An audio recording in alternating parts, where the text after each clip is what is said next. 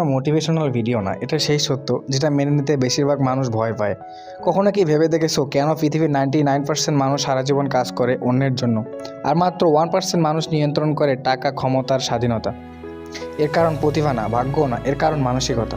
যদি তুমি বিশ্বাস করো চাকরি মানে নিরাপত্তা, তাহলে মন দিয়ে শোনো, তুমি ধীরে ধীরে নিজের স্বপ্নগুলোকে মেরে ফেলছো। আগামী 3 মিনিট টাকা আর জীবন নিয়ে তোমার ভাবনাকে বদলে দিতে পারে।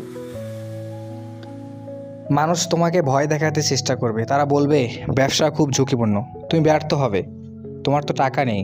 কিন্তু সত্যটা শোনো, সবচেয়ে বড় ঝুঁকি হলো ভয়ে ভয়ে পুরো জীবন কাটিয়ে দেওয়া।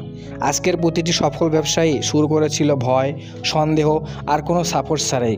তাদের কাছে সব উত্তর ছিল না, কিন্তু ছিল একমাত্র জিনিস, অটল বিশ্বাস। তুমি প্রতিদিন 8 ঘন্টা সময় দাও অন্য কারো স্বপ্ন গড়ে তুলতে, কিন্তু নিজের স্বপ্নের জন্য 1 ঘন্টাও দিতে পারো না। এটা শৃঙ্খলা না, এটা আত্মধ্বংস। ব্যবসা মানে বড় অফিস না, দামি স্যুট না, ব্যবসা মানে বাস্তব সমস্যার সমাধান। চারপাশে তাকাও, মানুষ সমস্যায় ভুগছে। একটি সমস্যার সমাধান করো, সেখানেই আছে তোমার ব্যবসা।